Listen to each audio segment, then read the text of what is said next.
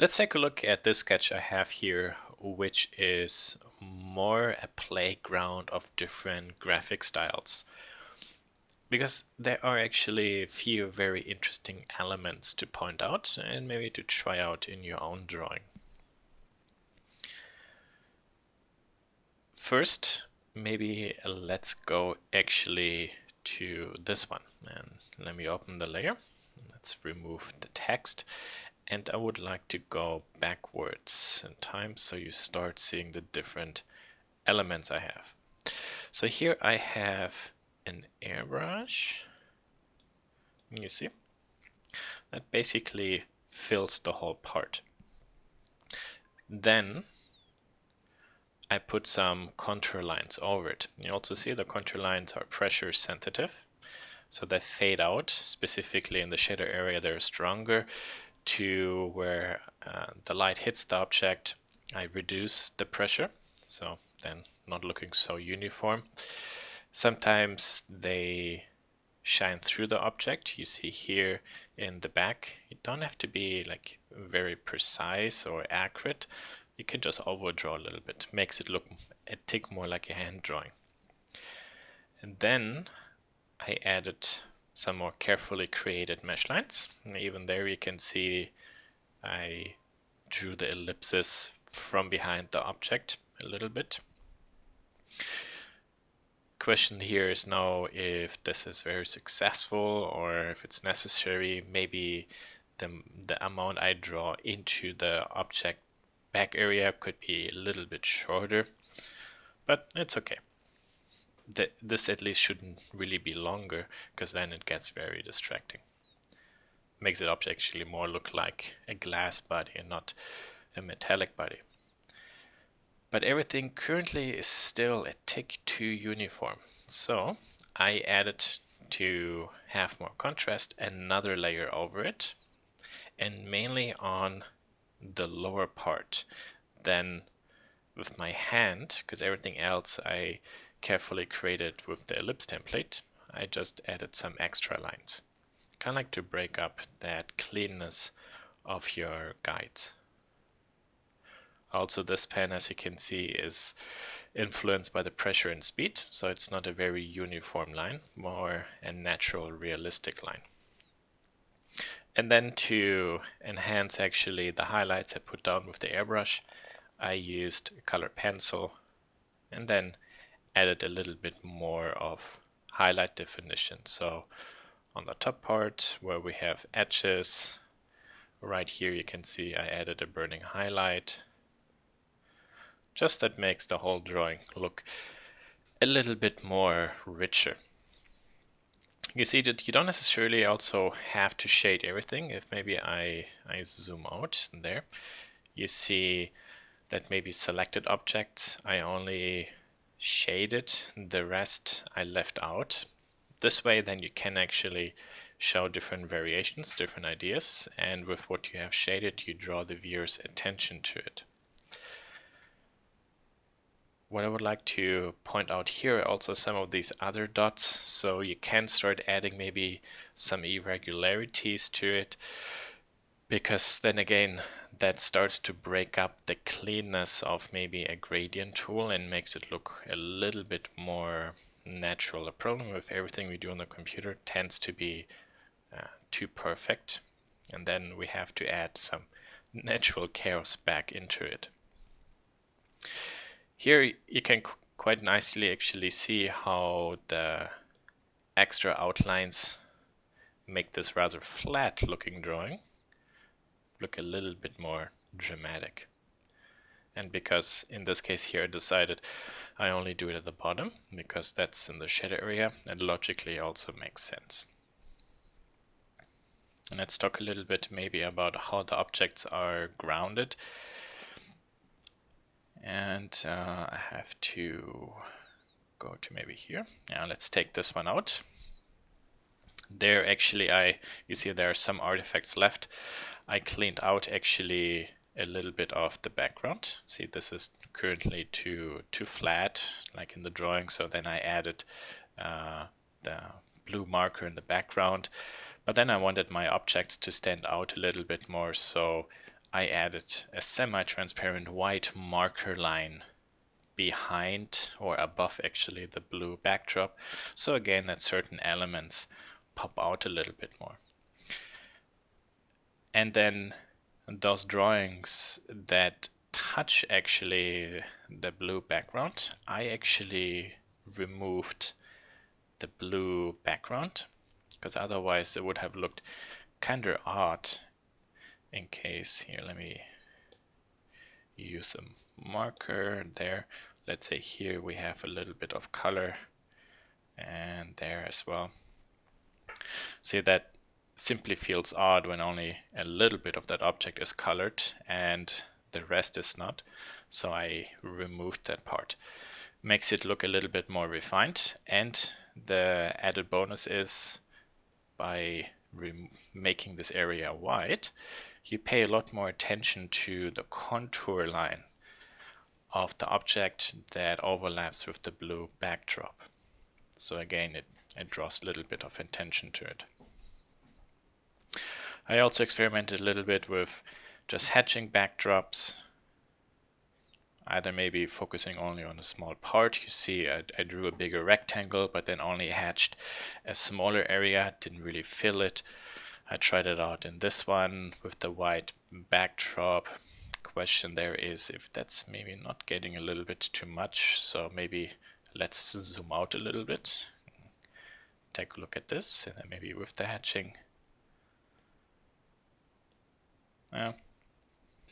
It seems that on the white background it works better.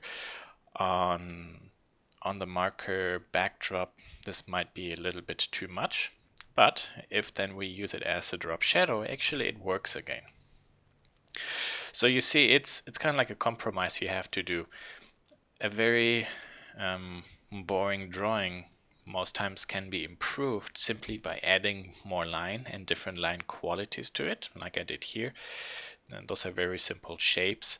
And then we have the basic outline, we have the mesh line, we have an extra contrast line, then we have highlight lines. That really creates a nice richness. And then with the drop shadows or the other elements, we can beef up the graphical or illustrative quality of the drawing. But only because you add more doesn't mean necessarily it always will look better. So you have to be careful that it's not getting too much or too distracting. And for example, this one here doesn't look too bad. It's nice and clean. You have the drawing, you have the white background behind it that draws a little bit of attention, and that works really well. And as I mentioned here with the drop shadow, that also works pretty good. And then to top this drawing, or better, to finish it,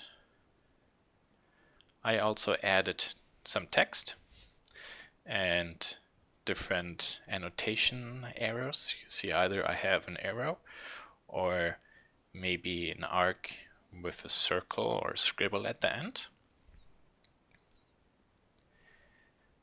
And you can see that it actually fills everything quite nicely.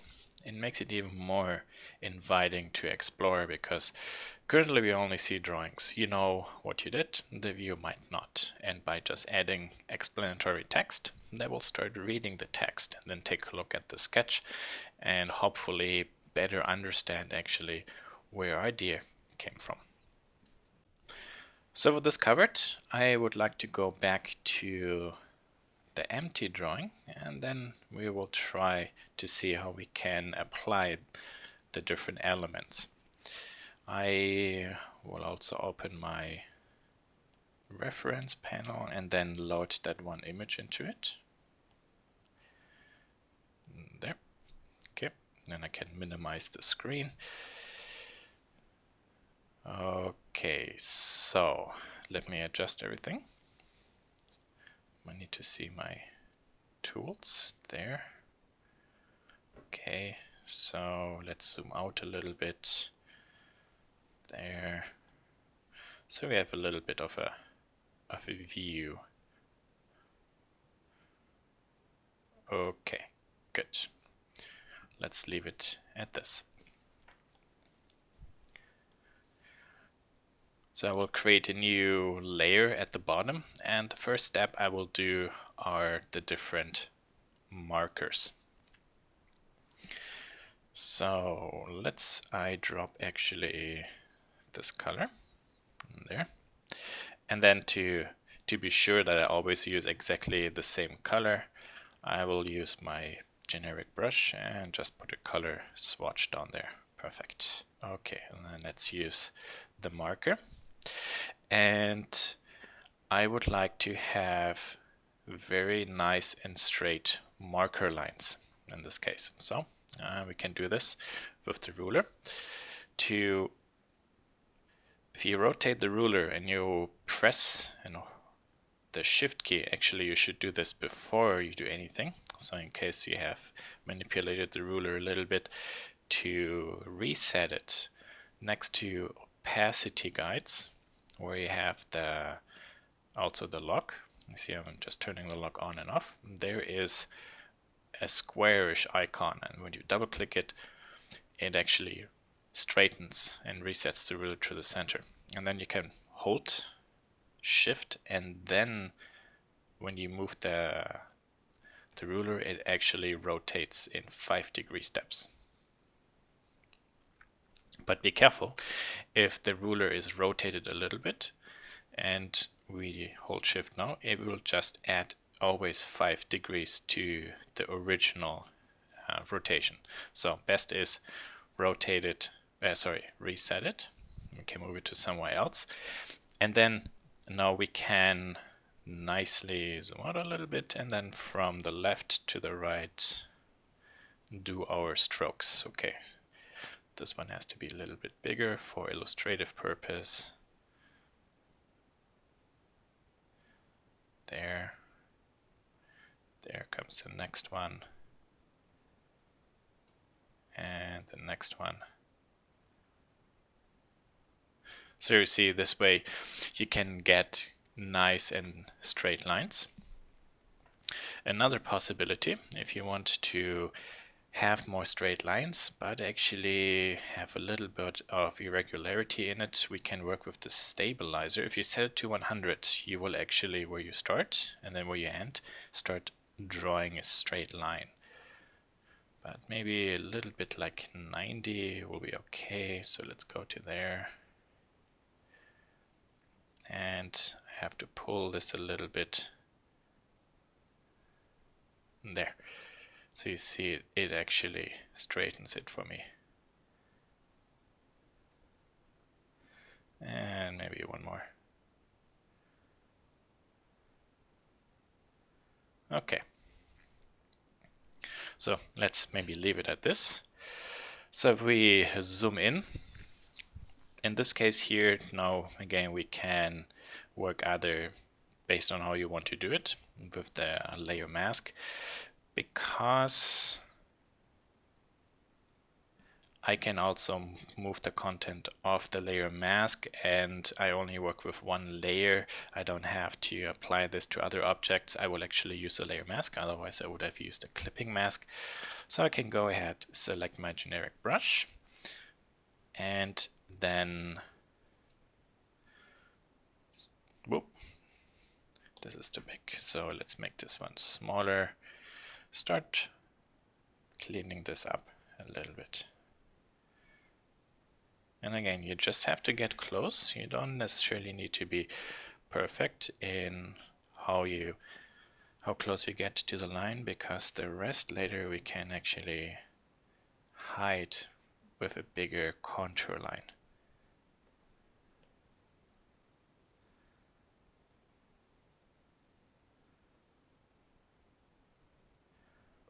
And there, I have some white parts there, so I switch to the erase function, and then from the outside you see I bring back actually the blue stuff.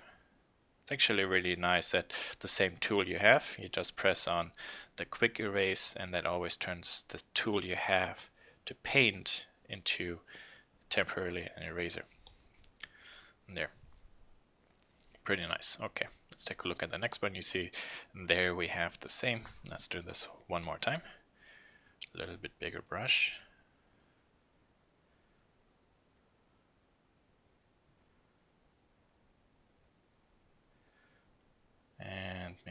bit smaller so it's easier to control. The erase function.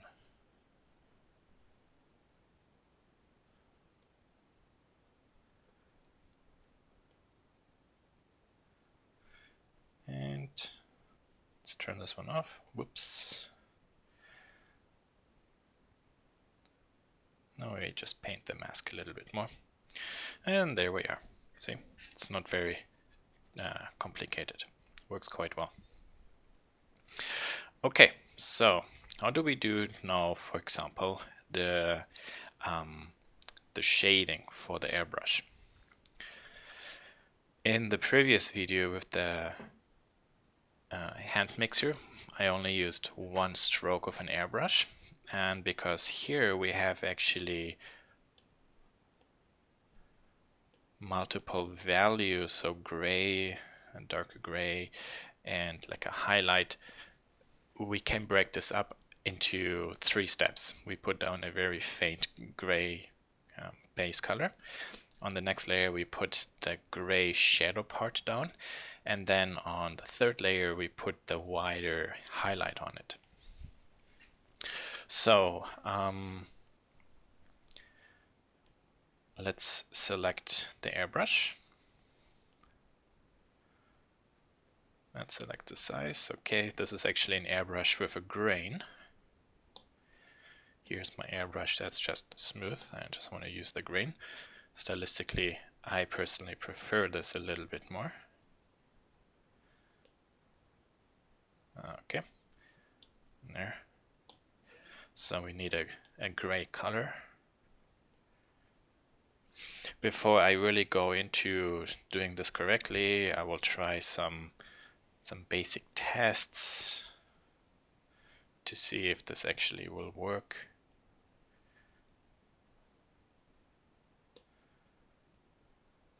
Yeah, there.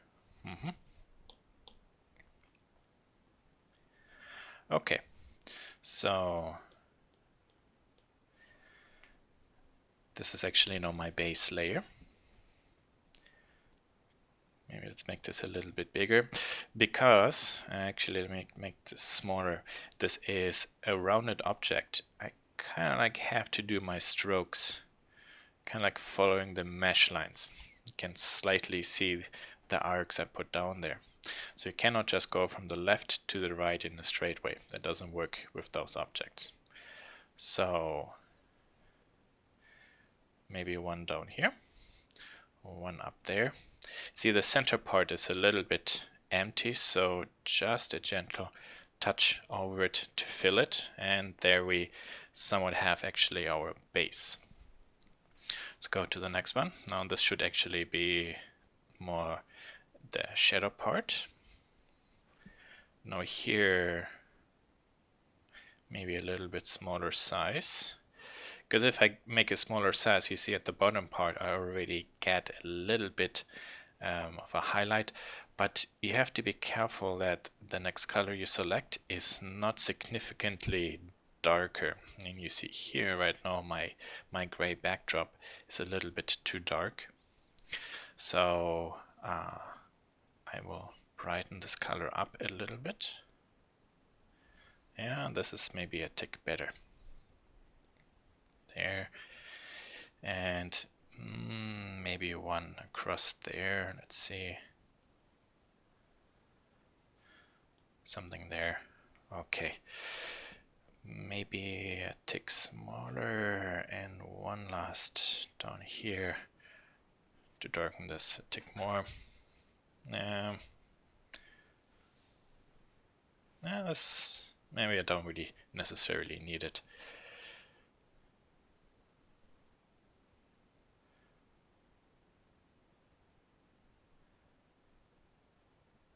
And it's also useful to zoom out and zoom in to see if your transitions are good. And I'm not really in love with this, so let's make this a tick brighter. Maybe my stroke has to be simply a little bit bigger.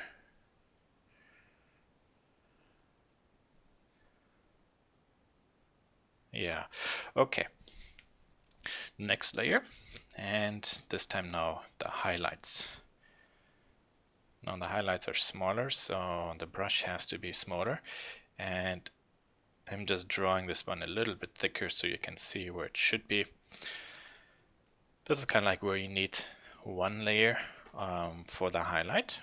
You see it starts at the center on the back, then it goes up, and then it goes down on the sphere, and then also here at the bottom part we can then paint over it. We can paint on top to give a little bit of a rim highlight. And you see I actually draw next to the object because I try to have some of the edges of my airbrush just touch the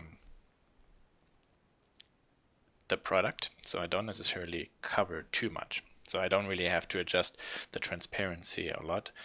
I can simply do this by drawing next to it. So it's like a small safe step. I later have to clean up the background, that's true, but that's okay. Okay. So this is actually now a case for using a clipping mask or a clipping layer, sorry, because I have three elements. I have the base, I have the shadow, and then I have the highlight stuff. I don't really want to have to draw three layer masks, so I can just do this once. And let's go to the brush. We know we need to use white for that. And let's turn this one on, and this one on. And then where we would like to see it, inside the object, we start simply painting.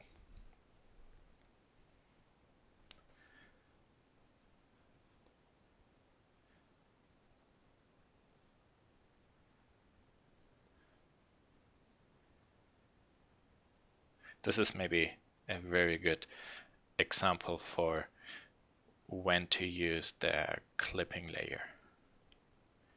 Sorry, I mess up the names. The clipping mask, clipping layer, and layer mask. Okay, let's take a look. How do they call it? Clipping mask, okay, and layer mask. Good, good. And we have to erase the outside here a little bit there. I can paint this back. So nice. It's a very non-destructive way of working.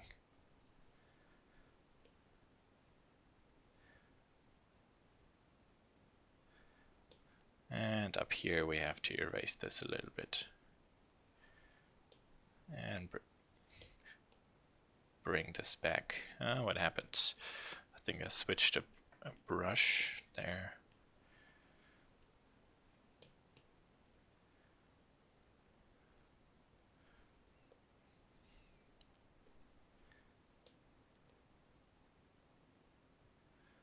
Perfect.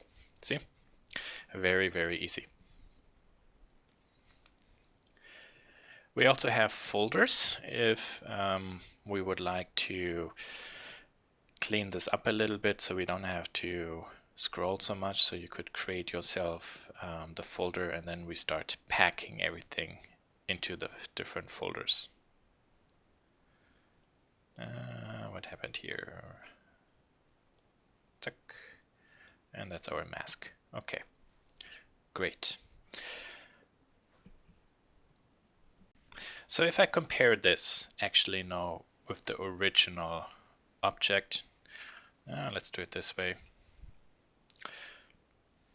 You see that maybe my dark area is a little bit too bright. In my other sketch, actually, the contrast ratio between the highlight and then the shadow part and the brighter upper part works a little bit better. So that's a nice thing again working with layers. So here this is my dark part, so maybe I above add another layer. Also here return the layer clipping mask on, so I don't have to worry about erasing anything. I can simply switch now to a certain color. Actually, I'm switching the grayscales right now. It would have been smarter to, again, define some color swatches so I know always what type of grayscale I use. So let's actually do this accurately. So that's my swatch part. So let's adjust the size. And why doesn't it draw? Ah, there it is. Okay, so let's say this should be the grayscale. And let's go back to the airbrush.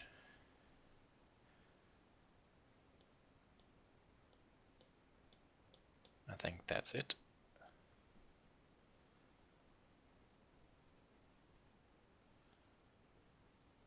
Yeah, okay, there. So maybe a little bit bigger, and then we can start adding a little bit to it, play with it, and we can turn it off and on, make variations.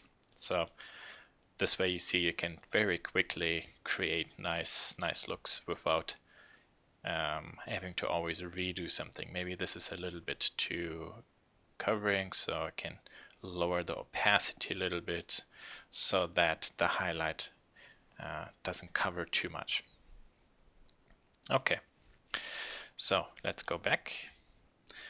You see the different tools for the outlines. So here, let's make a new layer. And in this case now, I will use the pencil. Let's see. Okay, I have to adjust the size a little bit, so by maximum pressure my line doesn't get too wide.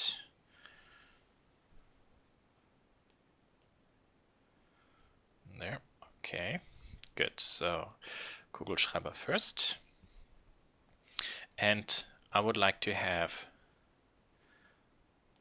those arcs recreated. So there's the ellipse tool. Let's move it to there.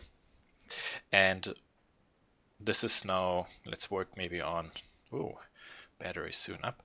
Let's work on the outside. So with the ellipse tool, you can actually try to see how could you position it and rotate, adjust with the scale. So you can ideally try to match a lot of these lines. So let's turn the enable snap to guides, and then I can draw along it there. Let's see, maybe at the bottom, reposition it. Then you might have to see the scale and the rotation so that we kind of start to use it actually like a French curve. And then this way you can clean up, as you can see, the edges. Obviously, these are the imported lines. The later will be gone, so you will end up with those lines only. Or in case that is too much work, because you always have to carefully position also the ellipse, we can maybe try to draw this all by hand.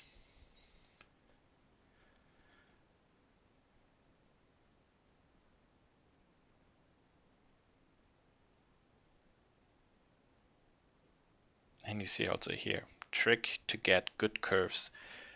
Don't draw small, really zoom in so you have a bigger surface you can draw on, and also make sure that your curves are nice and smooth.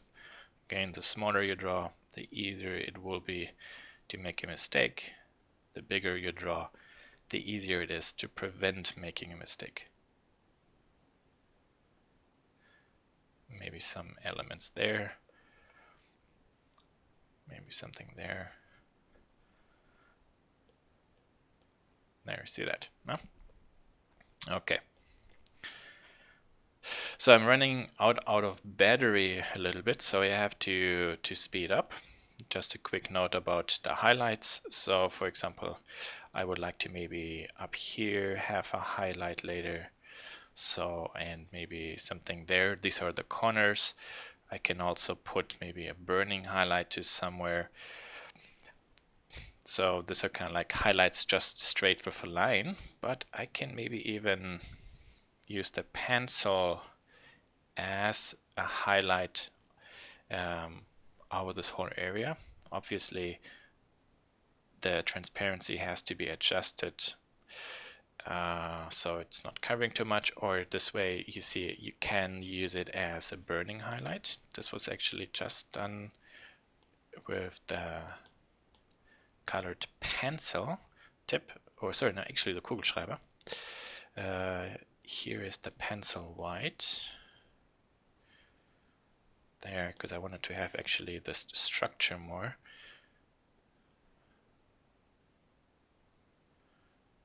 And there, this way you can put down a highlight that maybe has a little bit of a structure, so it looks like there's some paper to it. Or we can put the highlights down with very gentle touches so that there is a little bit of shading and gradation happening. Let's undo all this, because with the white tip, but made a little bit smaller, we can do also the same, maybe down here. See, I paint over a little bit there, and then maybe some there. So putting that highlight rim actually on the edge, and then let's see, this is pretty high. I don't know if this actually will work with the clipping. Well, it needs to have a clipping mask more there. There, it's clipped. Okay. Last thing I would like to maybe point out, on the rest you can understand yourself, like how we did the darker lines, just with a stronger black, less transparency, but how to do now that drop shadow. So let me go back to the Kugelschreiber, and I need black as a color. There. Oh, I'm still in the same layer. Okay. Let's lower the size. There. Okay. Let's bring in our ellipse template, because I just do a very fake and quick drop shadow, maybe like this. There, okay. Another layer, and this case now here I will use the ruler, just to show you how we can use the ruler for some really nice hatching work. So I position it somewhere, I turn off snap to the ruler, let's go to the hatching tool, okay, and then I can start hatching this area, and as you can see, I don't really have to make sure that the pen always has exactly the same direction, because the ruler constrains actually the direction of my lines for me. Really nice function. Again, because this is just a single object, I could create actually a clipping layer, but in this case here now I work more with a layer mask. It's just a singular object. And then I can clean the inside out. Really nice. I think I can still, as you can see, actually move the content of the layer that defines the hatching without moving the layer mask drawing. This is actually still really nice, so I can adjust maybe the rotation a little bit. So let's say image, free transform. We can rotate it a little bit more if afterwards you would like to adjust it. Let's change the size a little bit. So obviously also your layer mask has to have the exact dimension to cover then everything, like in my case it does not. So whoops, that's not what I wanted. Where's the drawing tool? There. And we have to clean this up. So when you draw these hatch lines, really draw them nice and big. So later when you have to adjust them and rotate them, you have enough space. Let's delete the layer mask for a moment so you can see the length of these lines. Okay, and I think I only have a little bit of battery left, so I'm running out of juice right now, so I will bring this to an end. But I think the really last thing to cover now is actually the text and annotation. For this type of work, then use a pen that actually, like as you can see, is adjusted size-wise with the speed. So then can, for example, make a circle, draw somewhere else, and say this, for example, should be a silicone body. And when you start drawing the letters, just don't write it very uniform. Try to have a nice style or speed. You don't necessarily need to be like super crazy, like you see that sometimes. I think that's a little bit too overdone. But with having a nice variation in speed, you can then actually get a really nice looking typography or calligraphy effect into your text.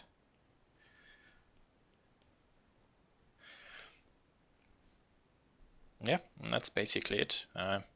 Here maybe I could adjust actually the opacity to make it more like really solid, covering it. You see here in my example the text is very graphical, it covers well, very easy to read. Obviously you can work with opacity if it's annotation text. That's secondary in terms of importance, so it stands a little bit more to the background. And if it should be very important text, then could, for example, have a different black or more pure black. It has no opacity. You see, the options to play and to adjust it are pretty limitless. Okay, I hope this actually helps you to understand then what the different steps are in how to create a presentation like this.